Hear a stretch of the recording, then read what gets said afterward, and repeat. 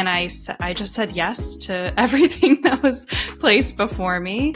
And the work was really meaningful and really purposeful. And I poured so much of myself into it, and so much of my identity was tied to work that I was just repeating cycles of burnout kind of over and over again for a long time at the beginning of my career. And it actually ended up, when I started having to pay attention to it was when it started manifesting physically. And it's kind of unbelievable to even say this, but about 4 times a year, like once a quarter, after a big push towards an event or a big project was wrapping up, I got this like really intense, I have a lot of shoulder pain in general, but a really intense like neck and shoulder pain to the point where I couldn't turn my head from side to side. I had to literally be in bed.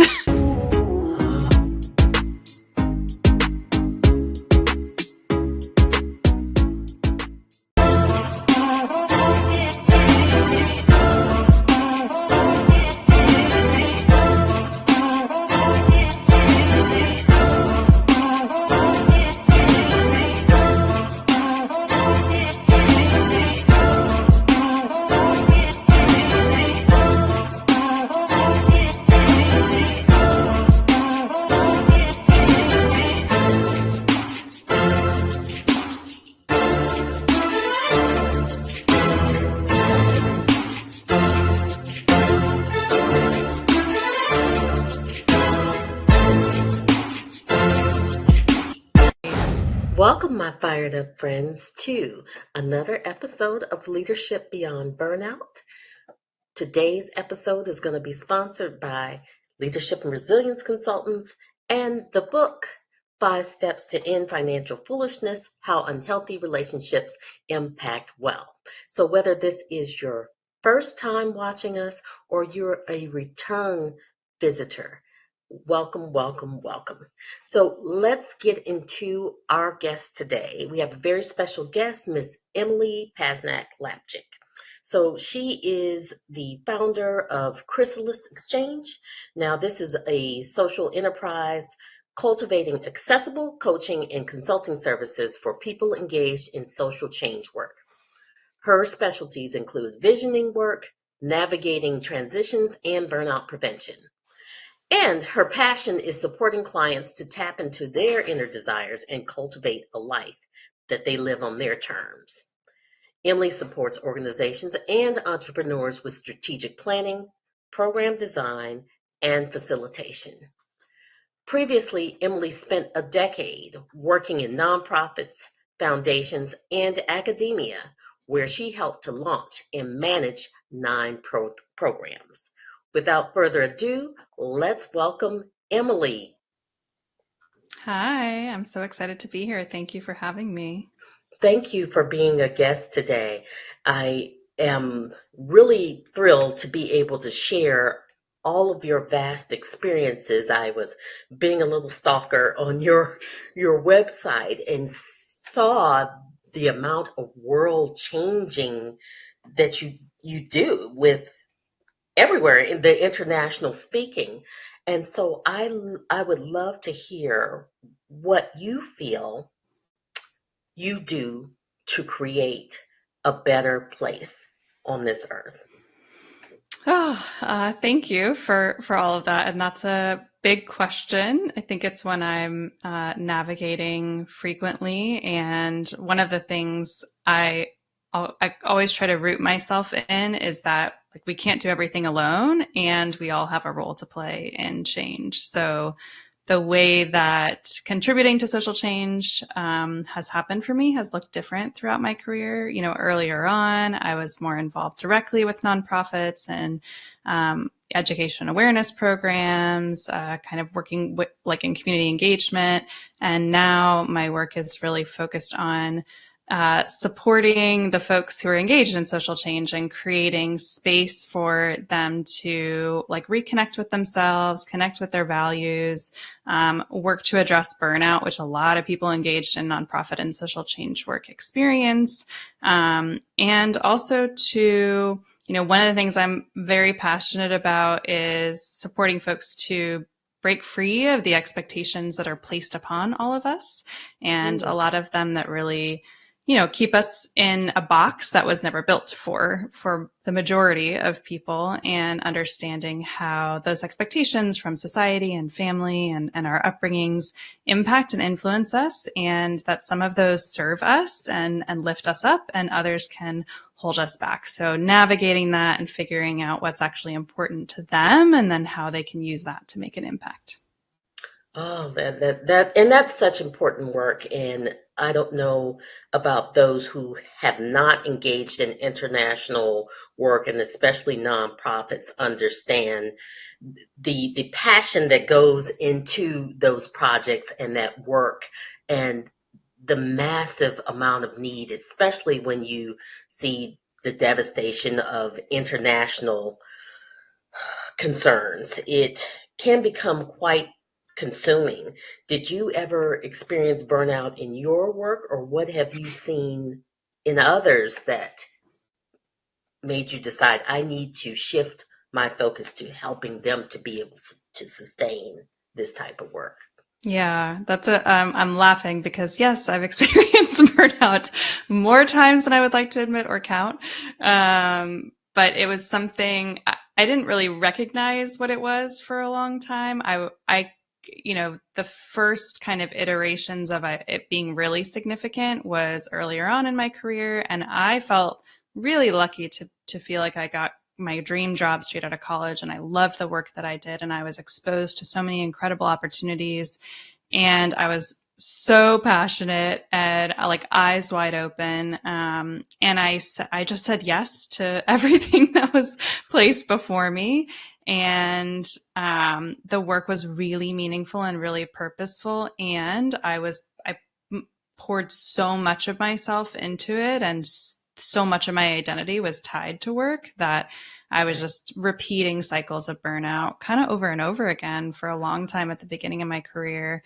Um, and it actually ended up, when I started having to pay attention to it, was when it started manifesting physically. And it's kind of unbelievable to even say this, but about 4 times a year, like once a quarter, after a big push towards an event or a big project was wrapping up, I got this like really intense. I have a lot of shoulder pain in general, but a really intense like neck and shoulder pain, to the point where I couldn't turn my head from side to side. I had to literally be in bed with like heating pads and, all sorts of things for days.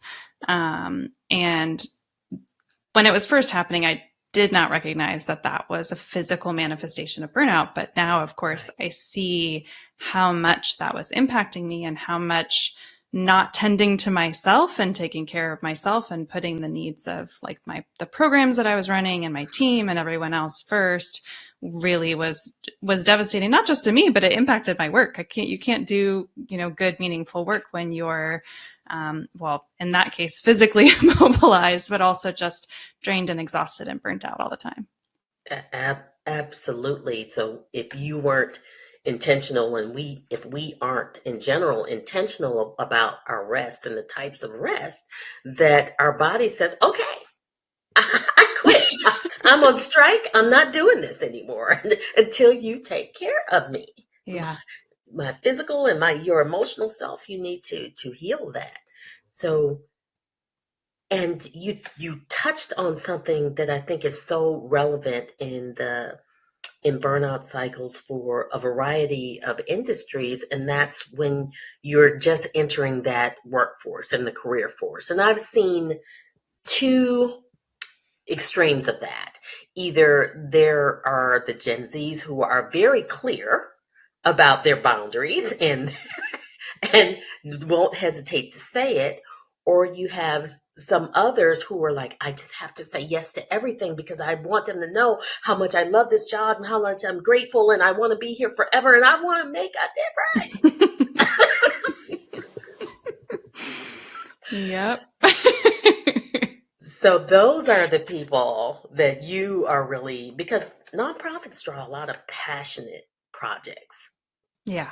Yeah. Absolutely. There's a lot of passionate people, and you know, I think there it is possible. Something I have clients ask me all the time is like, is it possible to care about my work and like have balance or still have a personal life, because they're so burnt out that they can't see another way because they've been just Mhm. operating that way for so long.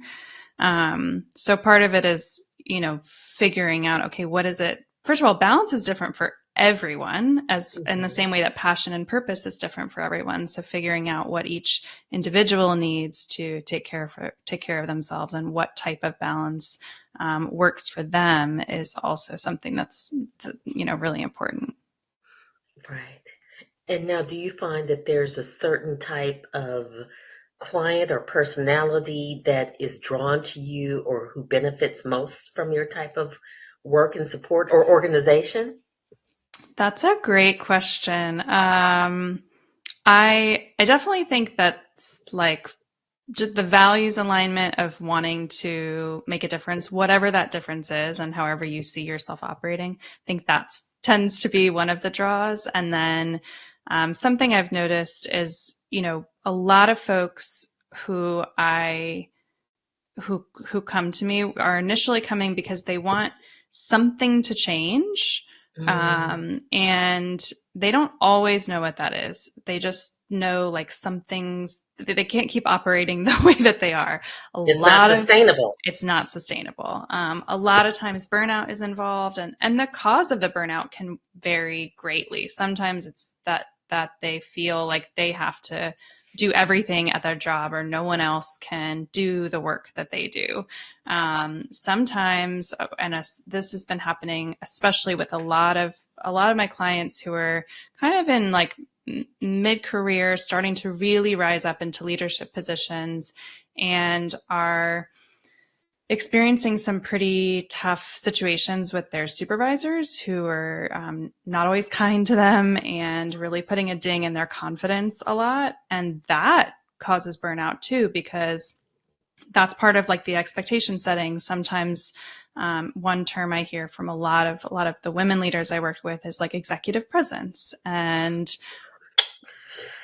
what are the connotations with executive presence? What does that mean? Who is the Right. model of executive presence? So when people are also made to fit into this box, like I'm making this motion instinctually because you feel constrained. I was talking to a client recently she just said, I had to put on a show every single day that I showed up. That's how I got through. And it's exhausting to do that. And so that is also something that can lead to burnout. It's like working through some of those things. And yeah, most of the people who come know that they want to change something to change. They might not know exactly what that is. For some people, it's leaving their current work. For some people, it's figuring out what are the boundaries that I need. For others, it might be just spending more time in their personal life, like reconnecting with what gives them joy and purpose outside of work too. That's something that a lot of people have found a lot of great value and energizing too. Would you, what would you give to clients as the number one burnout strategy that, and recognizing that it's definitely idealized, or maybe you want to share your number one strategy to prevent burnout for you? So I'm giggling because when someone's burnt out, they don't want to hear this. But when you're burnt out, it's not just about taking a break. Like you have to restructure your life. So you have to look at what's happening. And, you know, oftentimes career seems to be kind of like a symptom of it, but I think there's a false separation between career and personal life. It all blends together. It all influences each other. And if you're unsatisfied in one area, it's usually affecting another. Mhm. Um, so restructuring your life is about, you know, taking stock of everything that's on your plate, which is going to be an exhausting exercise in and of itself, Right. and then looking through that and thinking about, you know, what are the things that I enjoy doing? What are the things that I don't enjoy doing, but I have to do because of my role, or just to, I don't want to do laundry, but I have to, I Ugh, have to do, there's things all of us don't want to do, right? But what are the things that you can like reduce or manage or structure differently so that it's not draining you all the time? I love Um, delegate. and delegate. That was the next one I was going to say. Yeah. What can, we all have different strengths. So what can you give to other team members? What can you give to other family members, even friends? I think we underestimate the value of things that our friends would enjoy doing for us or coming and helping us do. Right. So that's part of it. And a more fun side to that is also I talk a lot about energy. So Mhm. everything that we do impacts our energy, and there's different things that influence our energy, like our environment, our social interactions, our spiritual life, whatever that means for you, physical, mental, emotional. So thinking about those things that influence you, what are the things that really energize you and kind of light you up and fill your cup? And then also, what are the things that drain you? And once you have those two lists, thinking about optimizing that. So on the list of what drains you, like just starting with one thing. What's one thing you can take off your list through delegation, or it's just not necessary? But then the exciting part is also making more room and space for one thing that energizes you. And when we're so exhausted and burnt out and drained, reconnecting with those things that like give us life and can sustain us and fill our cup and give us that energy again is so important to kind of get us through that period. Because burnout isn't fixed overnight. It's a long process. So Right. having some of those quick, accessible changes you can make a really big difference. Right.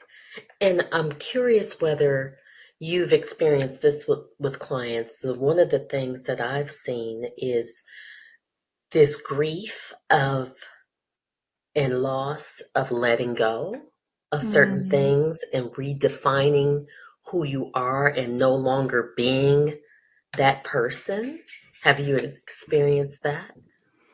Yeah, I got multiple like rounds of chills as I was listening to you. I think it's something I definitely underestimated for a long time, and because I work with a lot of people going through various transitions, it's something I picked up on really quickly, that there was something that wasn't being named, and it was this grief. Mhm. I think at least in the United States, a lot of grief is associated with death. But we experience grief in many different facets when things change, whether we're whether we're like pursuing the change on our terms, or if the change is happening to us. It happens either way. Right. So making space to honor that grief, know that that's very real, um, and honor the person that you've been, that you are kind of leaving behind, or shedding different layers. My business is called Chrysalis Exchange, so I have the metaphor of a chrysalis and the transformation from caterpillar to butterfly. And there's parts of your past self you carry forward, and then parts that you shed. And it's definitely, to honor that grief is a really important part of that process. Yes, and you had, as soon as you began explaining that process again, going from chrysalis to butterfly, it just made me think about the fact that as a chrysalis, it is really functional to be stagnant and stay in one place so that you can grow and develop and become what you need to become. However, if you become a butterfly and then choose to just stay where you are and walk from leaf to leaf, you're no longer being a butterfly. You are not in your potential. So that functional thing as a chrysalis is now a weight. It's dysfunctional in Mm, where you are in your life. yeah, you've given me a whole new beautiful part of that metaphor to chew on and sit with. So thank you for that. It's really true. Yes. Are you reading any books right now that really help to either further burnout recovery or maintaining passion and purpose for the people and organizations you work with, or just for general growth? That's a great, I love this question. I actually used to ask when I used to hire people, one of the questions I would ask is what book has like impacted you the most or like changed your perspective? So I love that. I've been actually reading a lot of novels recently Oh, too, as kind of wonderful. like an outlet. And I think I really enjoy that for the experience of like activating our imagination and thinking about like what alternative worlds are possible. So I love that. I love that process. And then one of my favorite authors is Adrienne Marie Brown. So I've recently returned to her book Emergent Strategy. I don't know if you're familiar with it. No, I haven't heard of that one.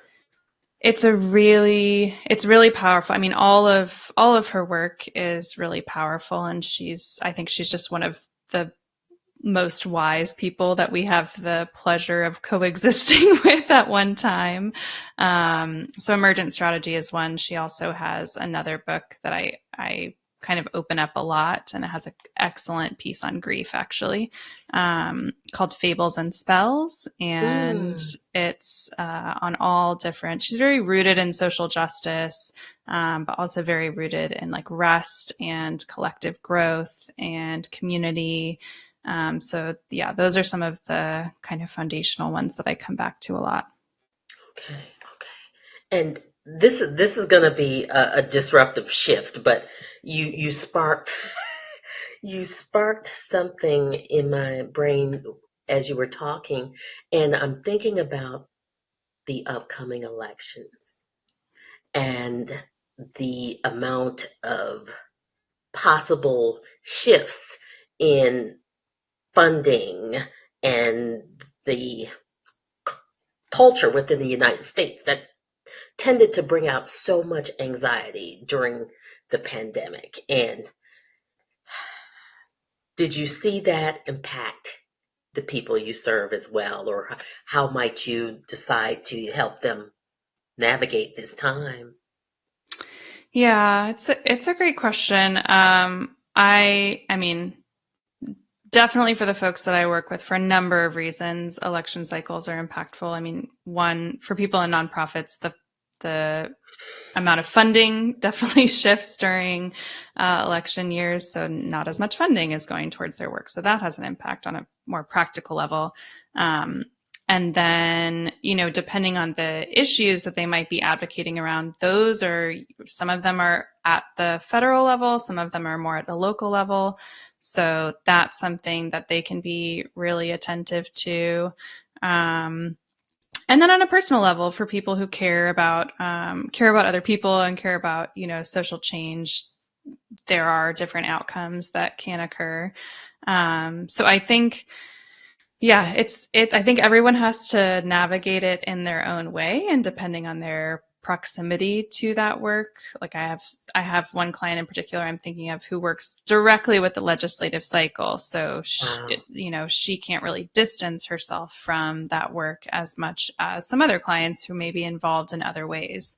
Right. Um, I think this is, you know, coming back to something I said at the beginning that I used to root myself, is that like we as individuals, you know, we have a limited amount of like energy and capacity and attention. And we also have unique strengths that we can lend to the things that are important to us. And it can Right. be extremely easy to become overwhelmed because there's an endless number of things that are happening. It feels like the world has been on fire for years and years and years. And it's tough. Like sometimes it's tough to wake up every day and just move about your life with everything that is happening. It can feel really overwhelming. So trying to ground yourself in like where your power lies, where your influence lies, and using that to determine what impact you want to make. And I think one of the most important things is finding a community that you can lean on. So whether that doesn't have to be people that you even know, like some of my closest community are strangers I've found through, they're not strangers anymore, but people I've found through my work in different groups that I've joined or events that I've joined. And I've just felt a real strong connection with them, values wise, and the way that they were thinking about and processing what was happening in the world and the way they were kind of working on orienting themselves within that. So finding those communities that you can be with, to celebrate with, to advocate with, to grieve with, to organize with, to go through every aspect of that work is so important, because we're all part of this like network and fabric that contributes to the culture that we live in. So figuring out where to, what communities you want to be connected to and supporting in moments of change, like an election cycle, is really important. Right. I One of the things that really saddened me, I think, through and just the most recent cycles are most memorable for me, but it seemed as if when you were talking about developing your communities with similar values, so many people seem to be distancing themselves from close family members and friends, and I think it's very dangerous to try and make someone be everything that you are. Like, Mm. we can begin to preserve relationships and say, this relationship is really good for this aspect of my life. And maybe we don't discuss this, or maybe we don't have to all think alike. And it felt like, is it just me? No. I think this is, you're pointing to something that's like a big, a lot of people have been grappling with, myself included, the last few years, because the I I'm thinking of this quote that someone said, which is like, we can be in disagreement and we can have different opinions, but not, my cousin just shared this recently, but not if your opinion is, I'm not going to quote this correctly, but like, if not if your opinion or view is causing me harm or like oppresses me in some way. Agreed. um I and love I that. Yeah, I think that's an important distinction, because yes, like one of the reasons we value diversity is because there's a diversity of thought and opinion and idea and perspective, and that is rich and supportive. And when someone is at risk of being harmed or someone is causing harm, there can be different boundaries that are created. And at the same, and with all of that said, I think one of the concepts that I'm personally really interested in, I think there's a really beautiful movement that's been happening in the US around restorative justice. And that, the idea is like around our criminal justice system and how restorative justice is an alternative to that. But a lot of the places it's been kind of rolling out and being tested is in schools. So when two students have something occur between them where harm was caused, they come together with their peers and they discuss the harm that was caused and they have a restorative justice. I know, go That's figure. so radical. You talked to the person. Yeah, Oh my. yeah. But I mean, imagine if like when you're kids and you're being raised, something like that is just normalized, that like Mhm. when that happens, there's a safe space for you to talk about how that action impacted you, and also a safe space for another person to mess up, because like all none of us are a perfect human. We all have different lenses, we all have different biases, we all see the world, in different ways as a result of the way that we were raised, or harms that were committed to us too. Right. And we act as a result of those. So, I think that's a beautiful example of like how relationships can be formed in a way where we don't even have to like each other, but we can respect each other, Right. honor each other, see one another's humanity, so that we can exist together in a community, even if we're not hanging out every day. Right. It exists and not agree, but respect one another. I love that. So if you had to give my audience one charge to create significant change or impactful change, what would you suggest or how would you challenge them? Oh, that's a big question. I know, I'm sorry. Well, and let me pare that down a little bit because Okay. I missed one aspect. Significant change for themselves to Mm, prevent burnout and create a sense of renewal for them. What would you suggest? Is okay. that better? Yes. Thank you. That's what I meant. That's not what I said, but that's what I meant. Um, yeah, it's a good question. I want to think about that. Beyond what I've shared so far. Um, I think I think going back to the community piece, and this is actually an I don't know if it's a new thought, but a little bit. It's an emerging thought, let's say. Um, Thinking about your like care practices, healing practices, whatever you want to call them, thinking about those not in isolation, but in community. Mm, I think burnout is something that it's a systemic issue that we've individualized. right. Um, and at the end of the day, like there's lots of things you can do to restructure your life and take care of yourself. And if the systemic issues are not addressed, this we're in a recipe for burnout. That's the system that we live in.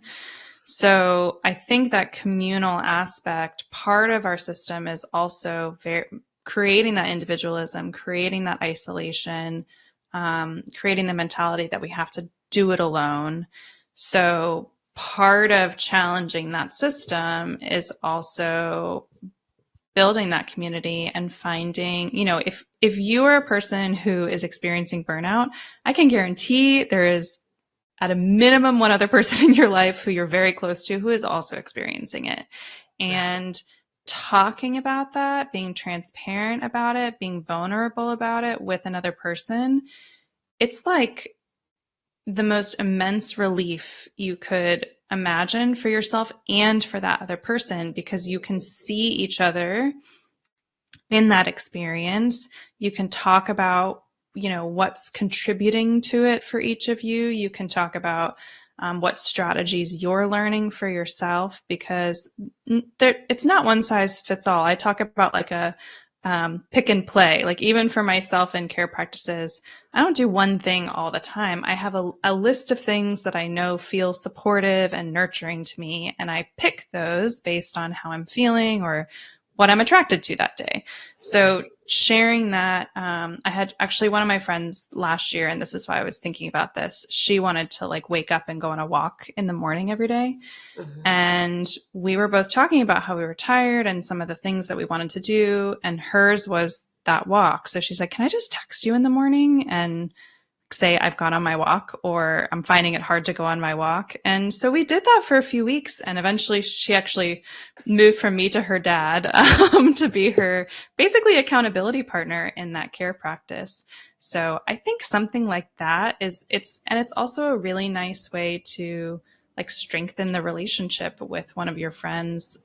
I know a lot of people have friends who live in other places now and find it really hard to connect or like sustain those friendships. So something like that, as simple as that, has like multiple benefits. And that connection and community building is also really healing for anything that you're going through, whether it's burnout or grief or something else.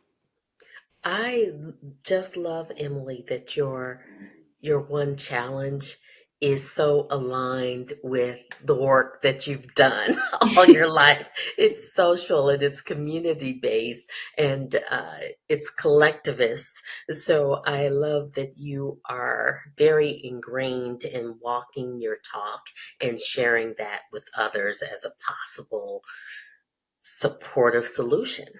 Thank you. I appreciate you reflecting that back to me. It's definitely something I, try to be intentional about. But so it's nice to hear that it's coming across.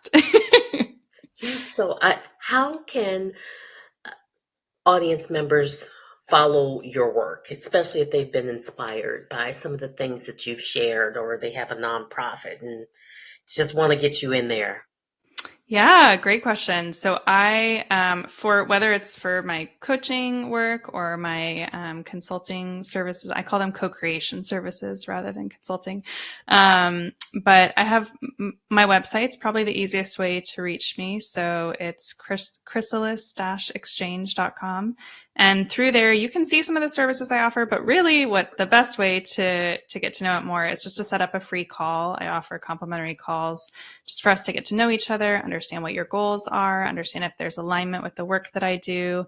And I also have a big network of folks who offer other services as well. So if I can connect you with other people, if we're not a the match that you're looking for, if it's not what you're looking for at that moment, then we can do that. So yeah, I would love to have some connection calls and get to know you all and see how we might be able to support each other. Beautiful. Thank you so much for being here today. And until next time. Thank you, everyone, for tuning in. I'm Dr. Kimberly L. Wilson. This has been Leadership Beyond Burnout. Feel free to catch us every week, Thursdays, 5 p.m. Eastern Time, 2 p.m. Pacific.